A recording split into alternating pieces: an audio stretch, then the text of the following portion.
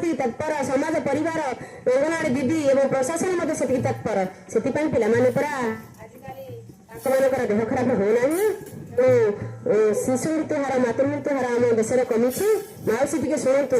ଆଉ କଣ ଟିକେ ବୁଝେଇକି କହିଲା ଝିଅ? ମା କ୍ଷୀର ଅମୃତ ସହିତ ସମାନ। ତେଣୁ ମା ଖାଇବା ପର୍ଯ୍ୟନ୍ତ 6 ମାସ ପର୍ଯ୍ୟନ୍ତ ପିଲାର ପାଟି ପଚିବେ। ବସନ୍ତୁ ମାଉସୀ।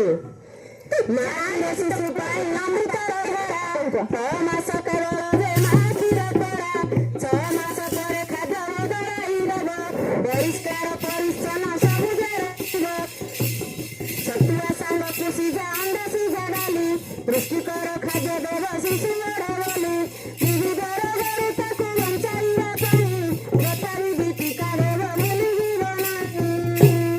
ଆଜ୍ଞା ଏସବୁ ପାଇଁ ଯଦି ମା ଓ ଶିଶୁର ଆମେ ଭଲ ଭାବରେ ଯତ୍ନ ନେବା ତାହେଲେ ଆମର ସମାଜ ପାଇଁ ସୁନାଗରିକଟିଏ ଆସିବ। ତେଣୁ ନଦେବ ହୁଏ ତାପରେ କିଛି କହିବା ଆପଣଙ୍କ ଗ୍ରାମରେ। ଶୁଣ ମୋ ଭାଇ ଭଉଣୀ ଶୁଣ ଆଜିର ସତ୍ୟ କାହାଣୀ, ତେଲ ଚିନି ଅଧିକ ଖାଇଲେ ଶରୀରକୁ ବିପଦ ସହିବଲେ, ମା ମାନେ ଶୁଣ ରନ୍ଧଣାରେ ତେଲ ଚିନି କରିବ କମ, ସବୁଜ ପନିପରିବା ଫଳ ଖାଇଲେ ହେବ ସୁସ୍ଥ ସବଳ।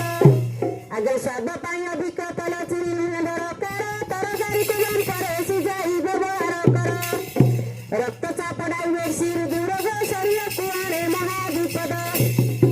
ଆଜ୍ଞା ତେଲ ଚିନି ଖାଦ୍ୟରେ ବ୍ୟବହାର କମ କରିବ।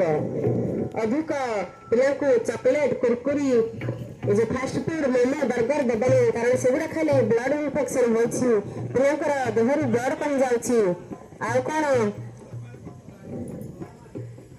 ତେଣୁ ପିଲାମାନେ ଦେଖ ବହୁମା ସବୁ ତେଲ ଚିନି କମ କରି ରୋଷେଇ କରିବେ ହେଲା, ଖାଦ୍ୟରେ ତାହେଲେ ଟେଷ୍ଟ ହବ।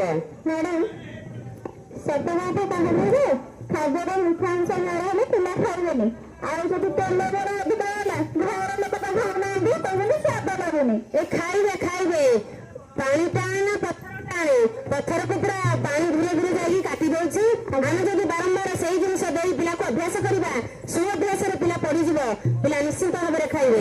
ଆଉ ଯୋଉ କହୁଛି ପରିବାର ଲୋକ ଖାଇବେନି, ଆଜିକାଲି ମା ମାନେ ପରା ଟିଭି ମୋବାଇଲ ଦେଖିବା ପାଇଁ ଜୋରରେ ଜାଳ ଦେଇକି ଶୀଘ୍ର ରୋଷେଇ କରିଦଉଛନ୍ତି।